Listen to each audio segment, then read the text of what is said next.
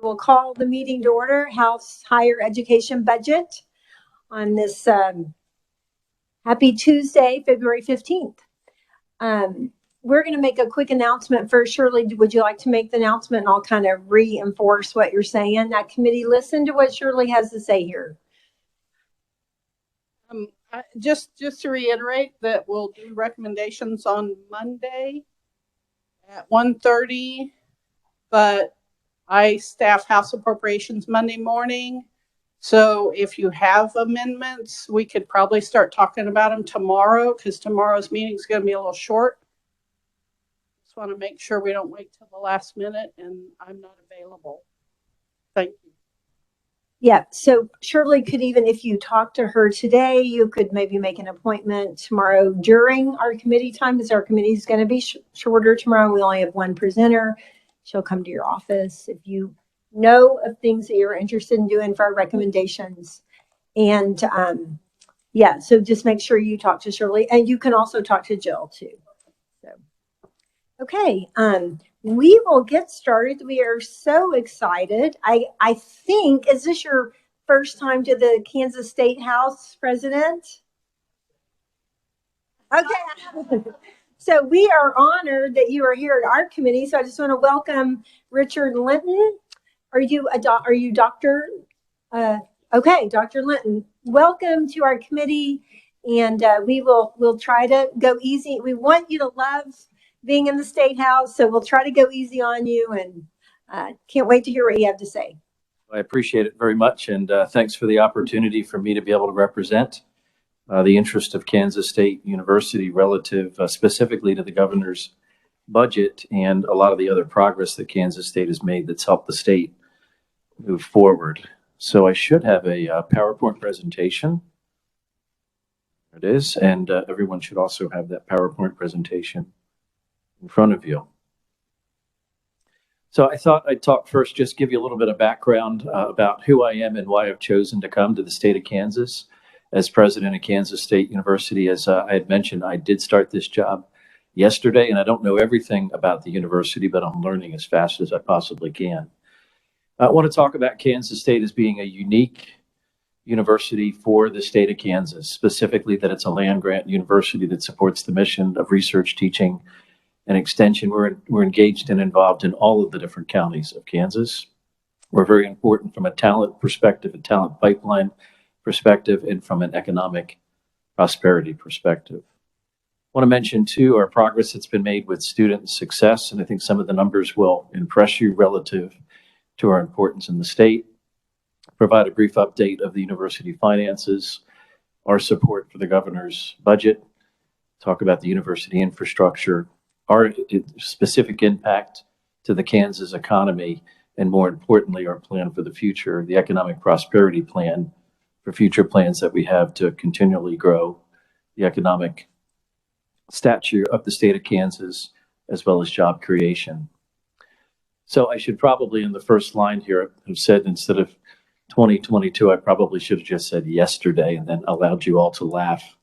But I greatly value the opportunity to be here. And when Sue first called and said, I don't know if we want to do this on the second day on the job, I said, bring it on. This is exactly the kind of meeting I want to be engaged with. I've been now at 5 different land-grant universities. I was a student at Virginia Tech and received all 3 of my degrees, biology undergraduate degree and a master's, and PhD in food science. I was a food safety researcher and a food safety extension educator for a long time, for about 16 years at Purdue University. Also, while I was at Purdue University, I created the first interdisciplinary center, which brought together 5 different colleges, called the Center for Food Safety Engineering, that engaged the vet school, the College of Sciences, engineering, and health and human sciences. After Purdue University, I was department chair at the largest food science and technology program in the country, The Ohio State University. And then the last 10 years, I've been the Dean of the College of Agriculture and Life Sciences at NC State University. You know, I think the 3 most important things that I bring to the table as president of Kansas State is I'm partnership driven, When we look at partnerships, I'm looking at everything from other universities, industry, state government, federal government. The second piece is I'm grounded in the land grant institution. Now being involved in 4 different land grants, the most important thing for me was to be engaged at a university that still believed and cherished the missions of a land grant university for the purpose of meeting the needs of the state first, the nation second, and then globally. And the third piece, and probably what I've been most recognized for, at least in the last decade, is economic growth and prosperity. And the work that's been done in developing partnerships to be able to help the state of North Carolina create economic growth for the agricultural industry. I'm still active in my profession. I still serve as a member of the Food Science and Drug Administration Science Advisory Board, one of 3 academicians on that board, and one of 2 on the international board between Israel and the U.S. It's a $120 million fund that helps to support research and development between Israel and the United States. I think most of you know that Kansas State University is the land grant institution. We focus on the spirit of teaching, extension, and research. And the opportunity here is to be able to serve everybody in the state of Kansas, all 105 communities and counties around agriculture and food systems, community, and everything else that communities decide that's important to their economic growth and vitality. We also have 2 other campuses, a Salina Campus, which was opened in 1991 after a merger with the Kansas College of Technology, and also have another more recently opened campus, Olathe, and a global campus, which is focusing on distance education, which was created back in 1966. And the time that I was at Purdue University and did collaborative projects with Kansas State was always known as being best in the country, if not best in the world, when it came to distance education. We are the only university, because we are the land grant university, that connects with every single community in the state of Kansas. We have extension offices that provide incredible value to communities and to the farming and food sectors, and help to ensure that innovation is translated, and so that there's better economic growth and opportunities across the entire state relative to that important economic sector. You'll see here on the slide as well that we have 6 Kansas State Research and Extension Centers, which are supported by the state of Kansas, as well as by the federal government, to ensure that we're disseminating information relative to research and extension throughout the entire state. Over 100,000 alumni that continue to live in the state of Kansas, a very strong youth program, over 80,000 students that are involved predominantly in the 4-H youth programs. We also have a strong contingency with the Future Farmers of America. Currently, the organization's a little over 5,500 employees. And of course, we're known for a lot of things. And one of the things that we're known for is the wheat varieties. And over 70% of the wheat varieties in America have been derived at Kansas State. I wanted to talk a little bit about student success and some of the metrics that we use to be able to show progress, and perhaps also some of the areas in which I think we can head in moving forward as I start the process of presidency. When we take a look at trying to evaluate the success of a university, these are some of the metrics that we keep.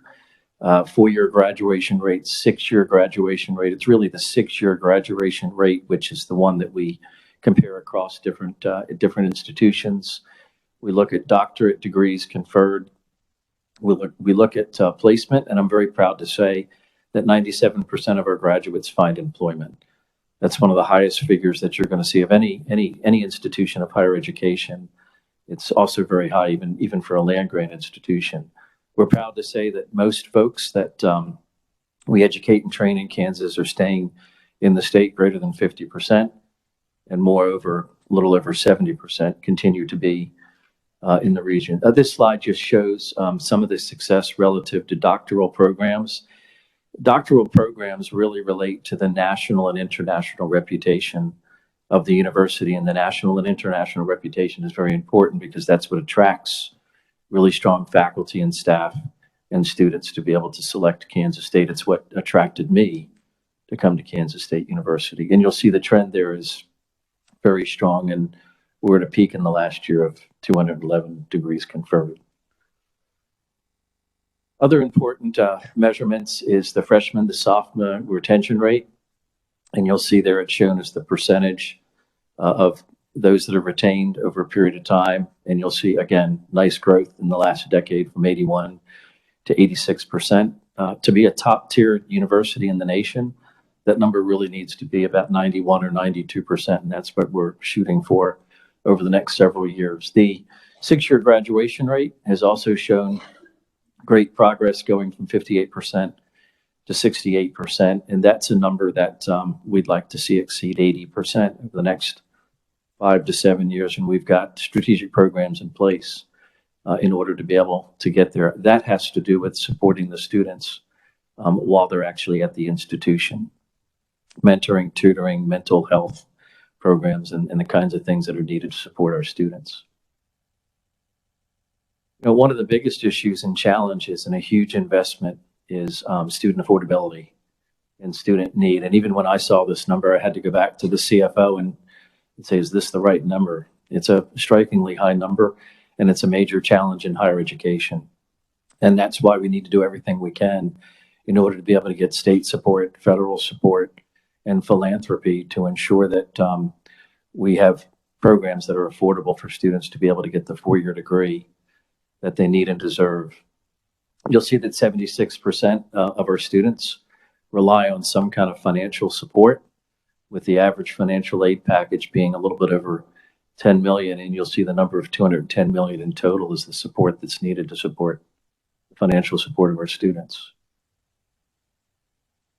Give you a little bit of a background as well relative to our university finance. And fortunately, after one day on the job, I do have my CFO in the room. And if I need to phone a friend, I know the friend I'm calling first today, and his name is Ethan.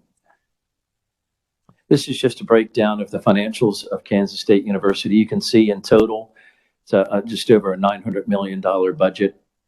The top 2 lines are the really significant lines relative to state support. State appropriations that are used for operations across the main campus in Manhattan. Salina Research and Extension Centers, which I showed a few minutes ago throughout the state, which includes cooperative extension across the 105 county system, and also veterinary medicine. You can see that's 181.9 million. Student tuition that comes back to the university, a little bit over 224 million. And then the other components of the budget: hospital and diagnostic lab, gifts, grants, and contracts, which have grown substantially, and I'll show that number in just a minute. Auxiliary enterprises, service clearing, and local agencies round up the entirety of the budget. So roughly about 41 or 42% of our funding is coming for operational support and through tuition from the state of Kansas. And I think critically, that first line item, the state funding, accounts for about 20% of our total operating budget. And it's a key component in every single thing that we do that surrounds the mission of research, teaching, outreach, and extension. And again, that's done not only locally on our campus in Manhattan, but throughout the entire state. This just gives a comparison of where we were about a decade ago and where we are today, just to give you a perspective of how our budget has changed relative to state support and relative to outside of state support. And these numbers have been balanced to be able to adjust for inflation. And so you can see from a state appropriation standpoint, there's less money for us to work with today than there was a decade ago. And it makes it difficult for us to offer the amount of programs that were offered. We're continually become challenged when we have less state appropriations to be able to support the important missions of research, teaching, and extension on campus, off campus. You'll see student tuition has remained relatively stable and balanced.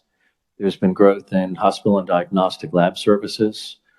Gifts, grants, and contracts has gone up a bit as well as auxiliary enterprises and funding that comes from local agencies, which represents things like the student union and athletics.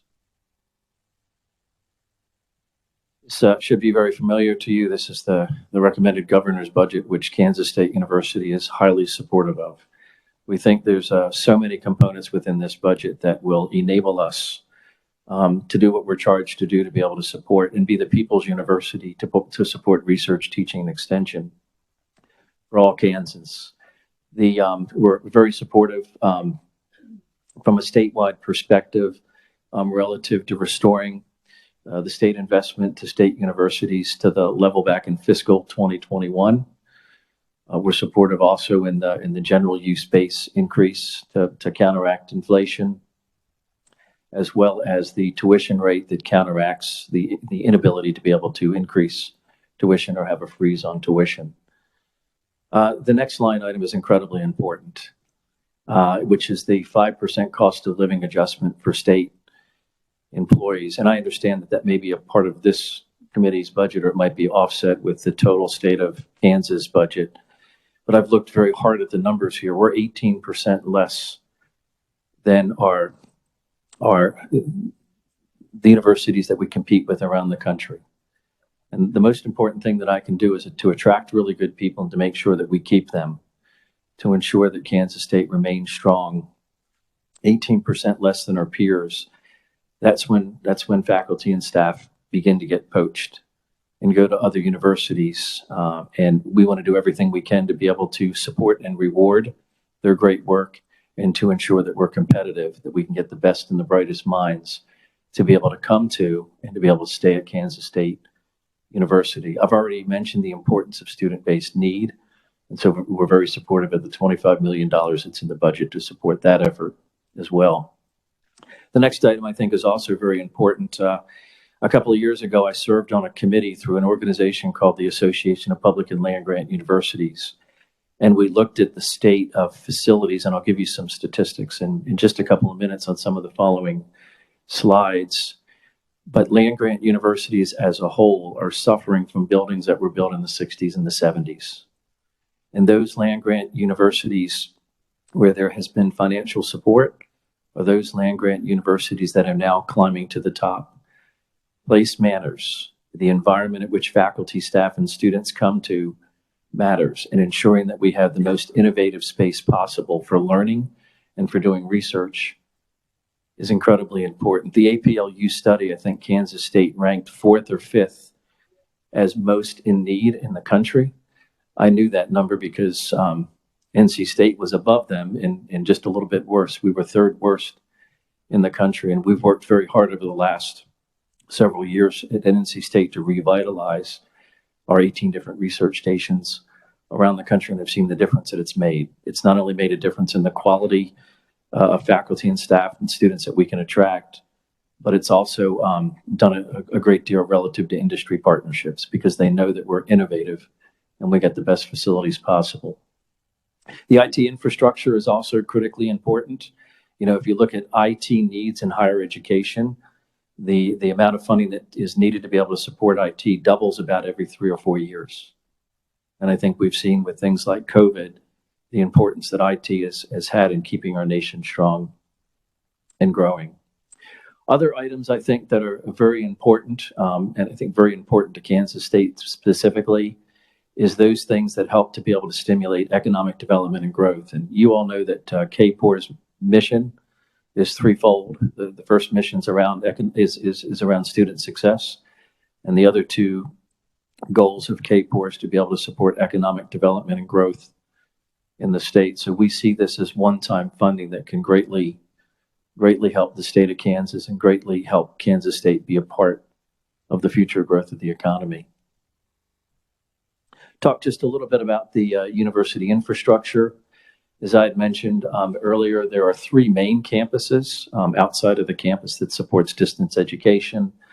And that, of course, is the main flagship campus in Manhattan, Kansas, our Salina Campus, and the Olathe Campus. And you'll see it's a pretty big enterprise, 529 buildings, over 16,000 acres. And you'll see the replacement value is just an astronomically high number that we are charged with taking care of each and every day. Here's the challenging news that we have relative to support for facilities. You'll see that we have an estimated over $400 million in deferred maintenance backlog on mission critical facilities in order to be able to make these facilities not only adaptable to new technologies, but to make these facilities safe and secure, and also to make these facilities less of a financial burden just because of the age of the facility. They actually cost more than what a newer building or a building that's repaired and renovated would cost. You'll see that we utilize and are thankful to be able to utilize $13 million in an annual education building fund. But you can see with $442 million on deferred maintenance, it's like getting on a treadmill when you're running at 3 and the treadmill's going at 6. And we're never going to catch up. And this is a very important area. As I think about it and move forward, I'm thinking about every potential resource we might be able to have to make a difference here, whether it's state resources or federal resources or through grantsmanship to be able to help on the deferred maintenance component of our facilities. We have utilized institutional COVID funds that have been provided to the university to tackle a lot of challenges. Certainly one of the major challenges is HVAC systems in order to assure that we had a safe learning environment in our students during this 2-year COVID pandemic. I can't overemphasize the importance of deferred maintenance and the challenge. I think the governor's proposal, it doesn't provide all the solutions, but it certainly is a very important first step in helping to meet some of our needs. I know that other presidents and chancellors in the system will share my same opinion relative to the challenges to facilities repair and renovation. We are doing a lot that we can do on campus to be able to do the best job possible and strategizing over repair and renovation. We're looking at eliminating space that we don't need. We're looking at bringing interdisciplinary teams to work in the same single space to be able to try to lessen the space and to improve the space that we have in a very smart and strategic way. Also, a major component of our fundraising efforts, which I will say are one of the best in the country. And that's one of the reasons I looked at Kansas State. We're in the top 5% when it comes to fundraising abilities and fundraising success. And certainly a lot of that is now being pushed towards the needs for repair and renovation of our facilities. I want to talk just a couple of minutes and just a few more slides here before I can open it up for questions. The Kansas economy is first on our mind. I think we believe that as a part of the land grant mission, it's our job to be able to create the talent pipeline that's needed to serve the job needs in the state of Kansas and beyond. But it's also our job and responsibility to be able to recruit new opportunities in the state. We're always asking the question, how can we innovatively grow the economy, and how can we develop ideation around what Kansas State supports to be able to help create jobs? That was at North Carolina State. That was the thing that we worked on most. And that's the thing as a president I can bring to the state of Kansas almost more than any other young president. I call myself young, but any other young president in the country. Everything that we did worked on answering the question, how can we make a difference for 100 different counties in North Carolina by building the economy, especially those distressed areas in the state, and bringing new companies and new partnerships to the table. I see that opportunity here. I see that opportunity now in Kansas. And frankly, I think this is the time period to take advantage of this great opportunity, especially with one-time dollars available in the state to be able to support that effort. I think most of you know that we're very proud to be top in the nation when it comes to animal agriculture, food systems, also when it comes to new facilities like NBAF, which is Plum Island, that's now moved to the campus of Kansas State University. You'll see that's a $1.25 billion investment that USDA ARS has brought with Homeland Security support. And I think when we see that Kansas State University is very, very best in the country, maybe very best in the world in different facets of agriculture, we want to be able to take advantage of that and utilize that to be able to bring more partners to the table and to be able to help build the economy. Just to give you an impression of, from a research perspective, this slide here shows grantsmanships that come in each year. And you'll see if you take a look at a 10-year period from fiscal 10 to fiscal 20, we brought in about $160 million in funding 10 years ago and over $213 million in the last year. So we're up about 25% when it comes to research expenditures. That's the way in which we raise the reputation of the university, but it's also a way in which we help to finance the great work that we do in partnership with the state funding that we enjoy and the federal funding that we enjoy as well. You'll see the trend here is strong. It's good. My goal as a president of this university is to be able to drive that number up to over 300 million, and to be able to do that within a 5 to 7 year period. We can get there, but I don't believe we can get there without some of the support that's been provided in the governor's budget. We need support to be able to keep our people. We need support to be able to have repair and renovation of our facilities. If we've got that support, I think we can deliver a very strong return on investment back to the state of Kansas, and that would be my promise to the state of Kansas of what we can do in moving forward. We're also very proud of our innovation partners, the private-public partners, the private-public partnership sector. We have a new innovation district on campus called the EDGE Collaborative District, and it's all about creating research space and education space that allows us and enables us to be able to partner with industry. We'll have a really great announcement in the next couple of weeks about a very large economic project that's coming to Manhattan and surrounding based on this new concept of the EDGE Collaboration District. And the goal is to be able to utilize these kinds of success stories to create a domino effect and create more companies to come to the region. But again, we can't make these kinds of things happen without a partnership with the state of Kansas and your support.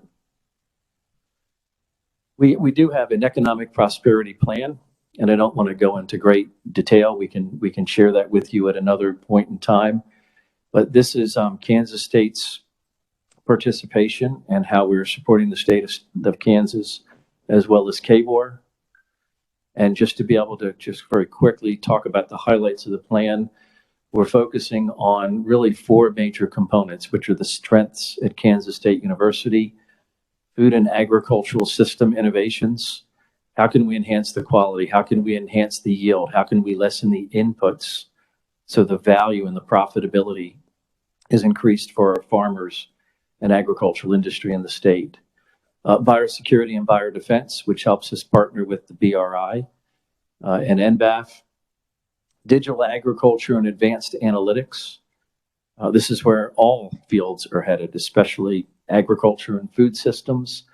And then last, utilizing and maximizing what we have relative to cooperative extension in the state. Nobody else has this connection with all 105 counties, and I want to do everything we can in order to be able to maximize that effort so that we're making a difference, not just in Manhattan, Kansas, but all throughout the state. One of the important things that we look at relative to economic development and our economic development prosperity plan is what kind of a difference can we make in the economy relative to direct jobs that would be created relative to our plan, as well as the direct return on investment that comes back to Kansas. And you can see here with a baseline of 2019 and a 10-year plan, some pretty significant numbers relative to direct jobs, 3,000 direct jobs, and a direct return of investment of $3 billion back to the state of Kansas. And again, we're happy to provide a full report relative to that economic feasibility study that shows the promise of the future if we're enabled to carry out the plan. So that's what I have for a day and a half on the job at Kansas State. I know that it's a lot for you to ingest, but I thought there would be some value in making sure that all of you knew a little bit about me, all of you knew a little bit about Kansas State, where we are. I think some of our challenges, but also some of our opportunities in moving forward.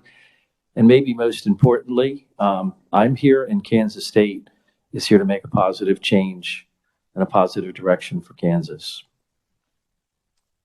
That, if I'm enabled, I'm happy to try to take any questions I have. And if I have the hard ones, I'm going to call Ethan to the podium. That's fine, no problem. Thank you so much. We'll ask the committee if they have questions. I am curious, is there anything more about the vet school or anything else that you wanted to present, or, just? No, I can just say that I'm happy to say that the vet school is one of the top vet schools in the country. I think we're ranked 4th or 5th in the country. It's a very strong program that's done in partnership. When you take a look at our economic prosperity plan, when we talk about agricultural innovation and we talk about biomanufacturing, a big piece of that obviously is connected to the animal industry because of its importance in the state. Kansas State is really known for 3 things: wheat, sorghum, and the animal industry. And when it comes to the animal industry, it's everything from animal health and vaccine development all the way through production and slaughter. Great, thank you. Okay, committee, questions? Representative Riley and then Representative Amix. I'm willing. Thank you, Madam Chair. I'm willing. I have 2 completely separate kinds of questions, so I'm willing to ask one and closer. And my first question was, I'm not quite sure what the exact amount was. It might have been changed from last year, but have you been updated or anything on what's going on with the investment that we did with the stem cell technology to K-State? Anything that you can talk about on that? This is a part of that where I call a friend, and I don't know if I've got the right friend with me. Ethan, is that something, Madam Chair, with your permission? If you'll just introduce yourself. Ethan Erickson, Chief Financial Officer here at K-State. I'm not sure exactly what your question is, but we do get an appropriation for the stem cell research.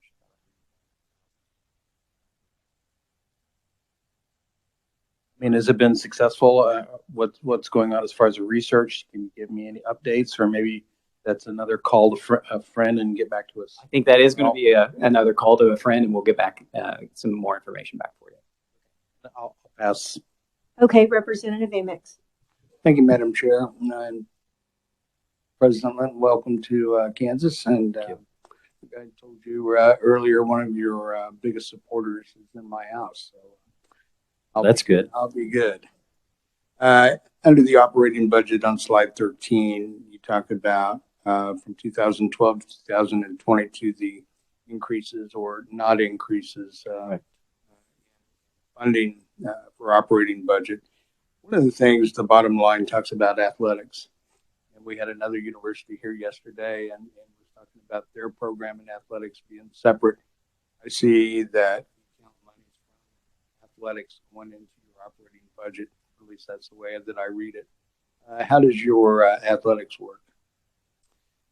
Ethan, I'm going to need to ask him again. You're correct, sir. We do count it for this view just as part of our operations, but it is a separate 501c3 entity, and it's fully self-supporting with the revenues that it generates. It's wholly self-supporting. The university actually doesn't contribute any operations or any funding to its operations. So as I look at the amount of money, if I could, Madam Chair, the 58 million in 2012 to 83.6.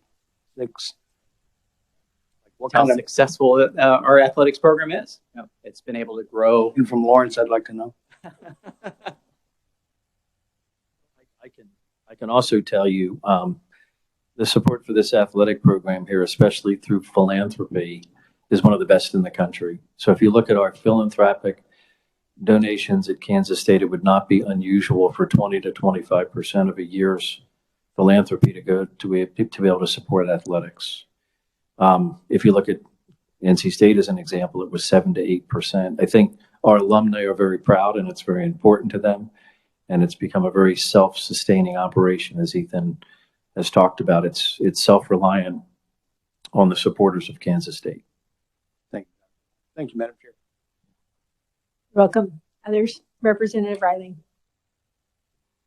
Thank you very much, Madam Chair. And so mine again is kind of a financial question. And so I'm trying to wrap my head around a comparison here. My understanding is that when K-State took over the Salina Campus, that used to be a tech school. Now it is part of your school completely. It is not a separate tech school. Is that correct? Yeah, for history, though, do need to provide additional history. It might be worth getting the history.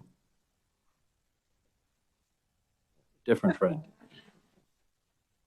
I guess where I'm going with that, President, is so you're not taking separate tech funds and treating yourself like a tech school and at the same time being a university and playing by the games of a university with tech school.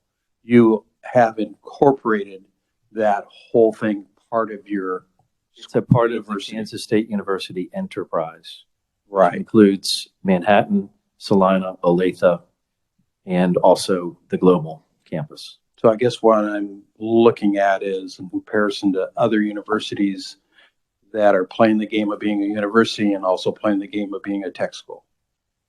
We're playing the game of being a university.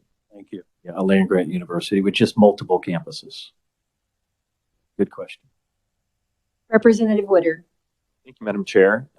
President Linton, welcome to Kansas and K-State and to this building. Not necessarily a question unless you want to answer today, but looking forward at what K-State can be doing to increase enrollments. I think we've heard from some that the new Promise Scholarship Act might lead to some of that, building that pipeline. But you know, pre-pandemic, most of the other state universities were holding pretty flat at enrollment. From 17 to 18, K-State dropped 3.6% of their students, 18 to 19, 2.9%, 19 to 20, 2.4%, 20 to 21, 3.7%. So as you know, we want to make sure that all of our state universities are doing well. And so looking at what we can do to be supportive of your institution to make sure that we're reversing that trend. But I do want to point out that from your performance-based budgets, it's also encouraging to see that you're also increasing the number of degrees you're credentialing. I think a lot of that's because of your retention rates going up and because of your time to degree going up as well. So I want to commend that, but also want to highlight that it's really important to make sure we're reversing that enrollment trend. You asked a really good question, and I would like to address it. My biggest challenge is student enrollment. My biggest opportunity is economic development and growth. When it comes to student enrollment, we are down significantly over the last several years, as I think most of you know. In order to be able to regain back to where we were and beyond, there's a lot of different pieces to the puzzle, which we've already began walking through. A big part of it is marketing and public relations, and actually getting out there and being able to target market the value of Kansas State University. And I think we can be doing a better job there, and we're working on that effort now. Another piece is to be able to develop partnerships with community colleges and think about programs on 2+2 credentialing to be able to get a 4-year degree and building out that partnership. Another part to the puzzle is I think 49% of Kansas actually go to be able to get a college degree. Let's change that. How do we develop the education to be able to talk about the value of higher education so that we can grow all of our universities and ultimately Kansas State University being a part of that? Student success is another great marker. Not only do we want to get them here, but we need to be assured that we're keeping them here and they're successful. Mentoring programs, tutoring programs, mental health, as I had mentioned, are all components to that. You know, when you look at the retention rates and when you look at the 4-year graduation rates and the 6-year graduation rates, we have already developed targets to be able to make changes in order to be, that we can become the Research One university that's comparable and competitive with others in the region. Lots of work to do, but I think the good news is we have experience, we have a strong strategic plan that I think we should be able to work our way out of some of our challenges over the next several years. Thank you. Yeah, it's a great question. Great answer for day two. Yeah. I like this guy. Yeah. Thank you, Madam Chair. And so he brought his water even purple today. So I love you guys. You guys are great. I was impressed. Okay, Representative Wassinger. Thank you, Madam Chair. Thank you for being here. We appreciate it. I have a couple questions.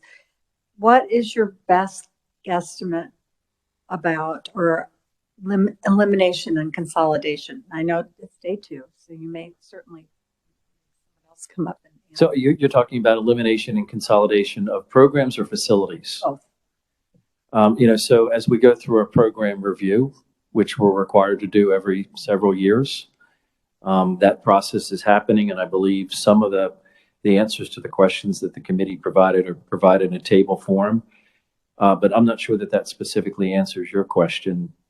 We are in the process of identifying those programs that should be dissolved because enrollment has decreased significantly over time. And I know that Ethan is working on projects to be able to consolidate space and to be able to focus very strategically on repair and renovation and creation of new space. He mentioned it to me yesterday. Can I ask him to answer the second half of that question? Okay, thank you. Preliminarily identified 2 facilities already on our campus that included in sort of taking down space. You have to think about the fact that we need to relocate staff and programs that are in those facilities. And so when you wrap up relocation and renovation and then demolition, we're talking anywhere between $6 to $9 million for those 2 facilities that we take down. Mother Nature started the effort for us on one of our facilities. The recent windstorm actually took off the roof of one wing of our facility, and so that's really expedited our plans to vacate that space. So that's kind of some of our preliminary plans we've already identified. Along those lines, do you have any idea when, I think the universities did a study of facilities and there was a user rate, and I know that there's a goal of what it should be. Most of the universities were below that. Do you know what the percent was for K-State? I'd have to go back and look to see where we're at, but that's also part of our effort. As we're taking down space, we're moving people into existing facilities to increase that space utilization in those areas. So we can go back and look at what the number was, but just know our goal is to increase those utilization rates with all of our efforts over the next several years. Yeah. Okay, Representative Rajas. I know you probably thought I was just going to be quiet and not say a word. I have a short list. No, I won't do all of them today. As I said earlier, if you didn't catch it, I said welcome home. Thank you. And that's I guess that's what excites me, if you will. From the day that you were, I think, in the pool, I kept getting reassurances. You're going to like this guy. You're going to like this guy. I think who's coming, you're going to like. So I won't ask on your second day what your favorite restaurant is in Manhattan, It's only McDonald's because that's the only one I've had a chance to go to. I think, and I'll get to a question in just a second, but I think one of the things to focus on is the morale within the system. I think those that you lead want to see a strong leader, somebody that cares, somebody that grasps that land grant. And that's one thing that Dr. Peterson and anybody, Carl Ice, anybody can say, you know what, that one guy, he just kept hammering on making sure the next president had a true understanding of the land grant, because that is what makes K-State unique. And anybody in this building that has been around, that I've been in the legislature, I've constantly harped on that mission. And so that's one thing I am looking forward to. But I think as you work on morale, I also would strongly encourage you to just rent a pickup and just do a barnstorming tour. Get back in the country.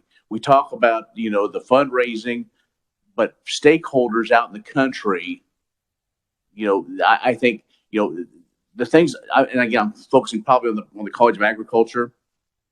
The people I talked to a few people, and I think that's what they want to see, and with your background, and so anyway, with that being said, go ahead. And I addressed that question. Sure.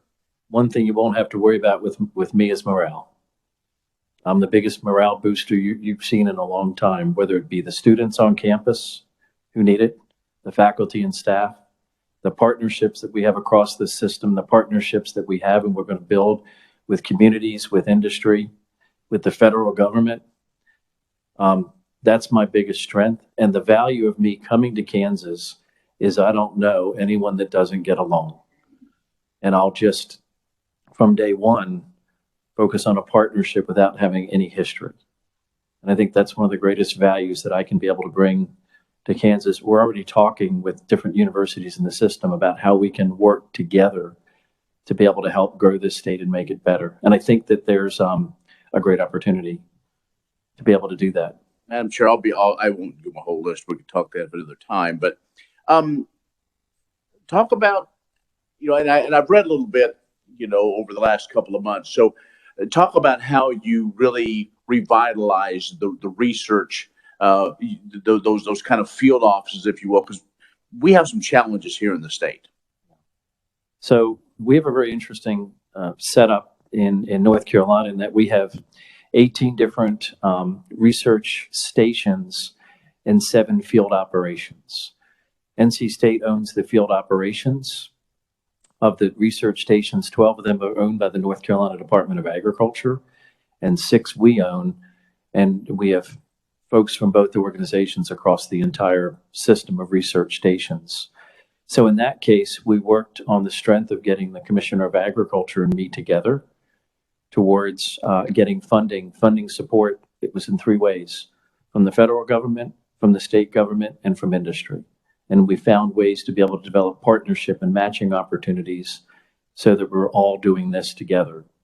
We initially selected specific research stations based on their location in the state and based on having a holistic growth and innovation across 90 different commodities. I have 90 different commodities in North Carolina, everything from Christmas trees to hogs to blueberries to industrialized hemp and stevia. And so the challenge there was being as holistic as we could. It involved working with a lot of partnerships and being able to leverage commitments that were made across this partnership. I would look at doing something similar here once I'm enabled to be able to understand what that partnership looks like. One more, Madam Chair. Thank you. I want to go back then to the student. And there's a lot of discussion, not only in Kansas State, within the Regent schools all over the country, when it comes to advising students and the role of the advisor, whether it be our traditional advisor that many of us had, or now a professional advisor that really it maybe approaches it a little bit different. Where are you at on that as we look at trying to get students out as quickly as possible, making sure to maybe give them a different direction? I'll give you a statistic from NC State, which would likely be analogous in Kansas. 7 years ago at NC State, there were 6,000 meetings where a student was involved with an advisor, counselor, or psychologist. Today, it's 38,000. So 6 times more. My guess is the numbers might not be identical here in Kansas, but my guess is the need is 5 or 6 times more. And that's only half of the students that are going actually to be able to get that help. I think we need to be proactive, and I think we need to be intentional to be able to ensure that we have student success. And I think that's the niche that Kansas State can have in order to be attractive, to be able to help with student enrollment. Moreover than anything else, if we can tell parents that when your student is here, we're going to take care of them in every way possible, not just on the scholarship side, but on the human side, and on the emotional side. I think those components become very important. That's how we attract great students. That's how we keep them and successfully get them through the system to get the degree, and so that they're launching to be successful once they leave the university. It's very different today than it was 6 to 10 years ago. And on the outset of COVID, I think we have a whole new dynamic to be thinking about. Everyone's different. And we need to be thinking about how people are different and to be able to accommodate and adapt so that we can be stronger on the other side. Thank you, Chair. Representative Wassinger. Thank you, excuse me. Thank you, Madam Chair. I've asked everyone else this question as well. How much do you know that K-State is doing with remedial type classes to get high school students ready for the college know that you're not supposed to,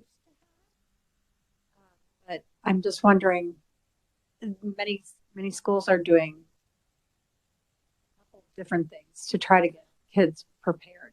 Yeah, I would have to get back to you specifically. I can tell you what some opportunities are.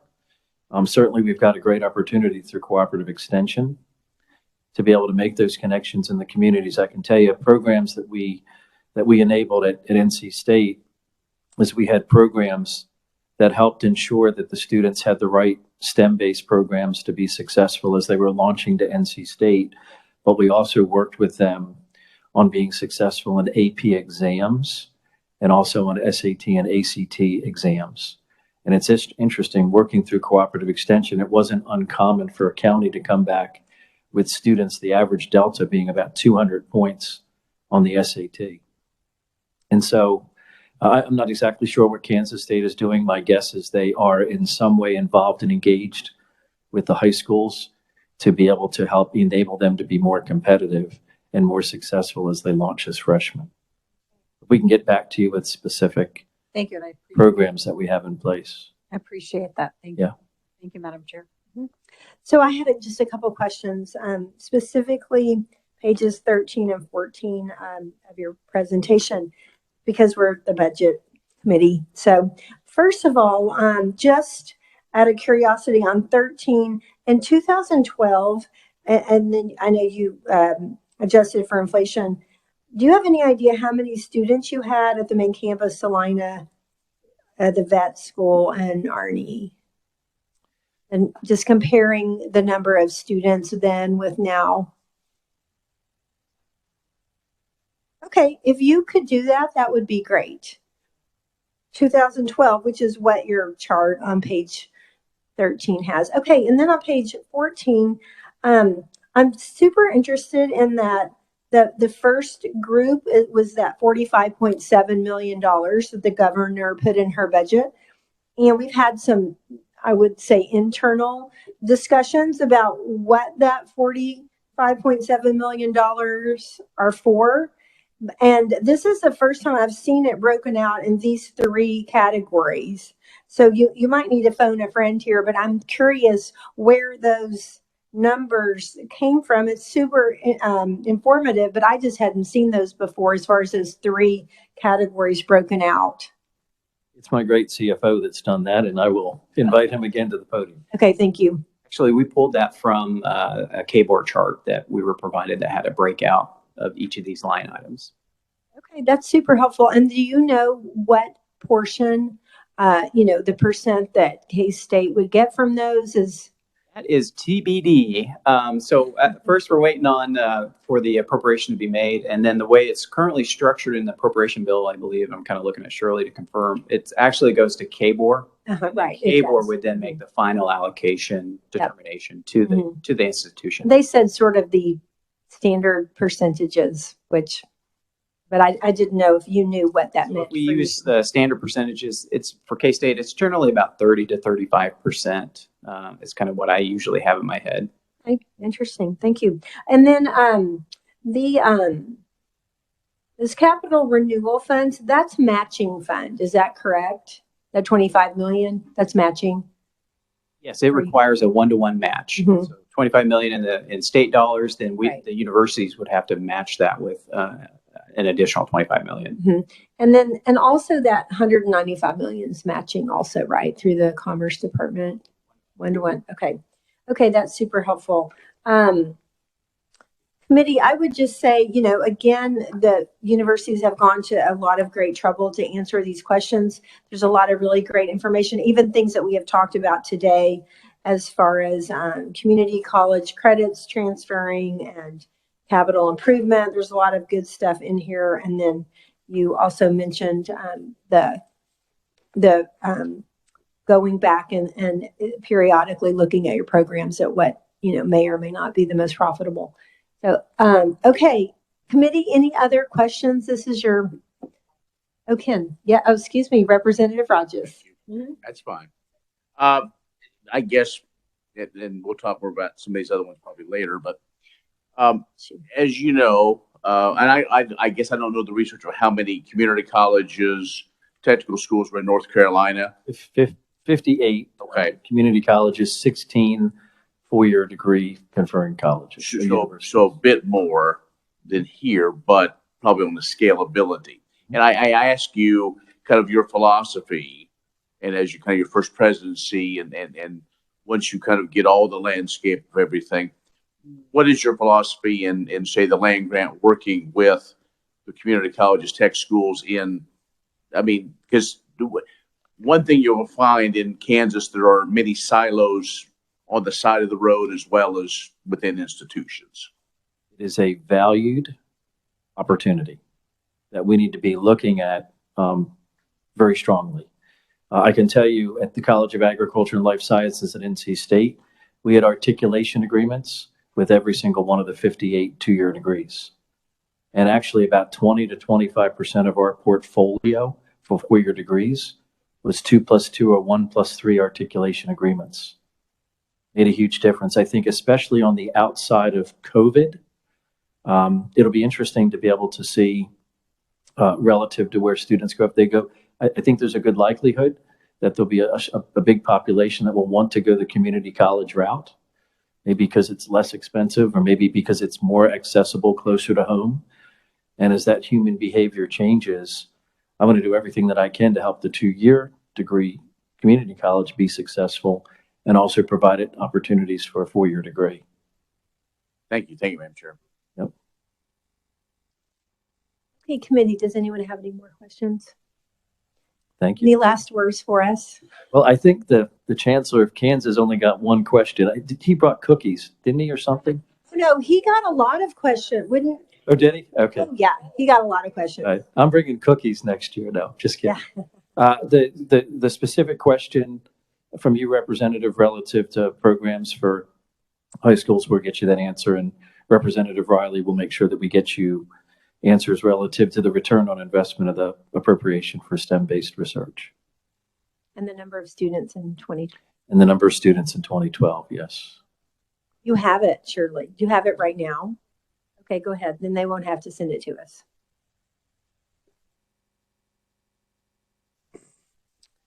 So I didn't even phone a friend and look at that. No.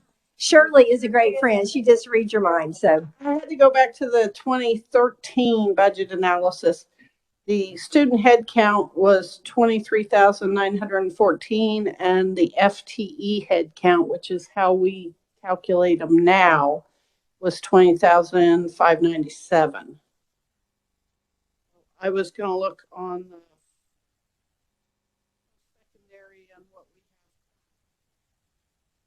okay, that'd be great. Is that's all campuses? That's well, no, that's just the K-State, and currently the student FTE is 16,057. So the FTE head count was 20,597, and it is currently 16,057 just for K-State. Yep. Okay, that's helpful. We may want a few more details, but I'll let you know. Okay, great. Committee, anything else? Okay, tomorrow will be a light day, like we mentioned, and then Thursday a little bit heavier because someone had to switch because they have jury duty. And so just you can make your plans accordingly. Of course, we're not going to meet on Friday, and then we'll do recommendations Monday. So I hope you have a chance to look around the Capitol. Well, just a little bit. It's a beautiful building. Thank you. And welcome again, and we're adjourned.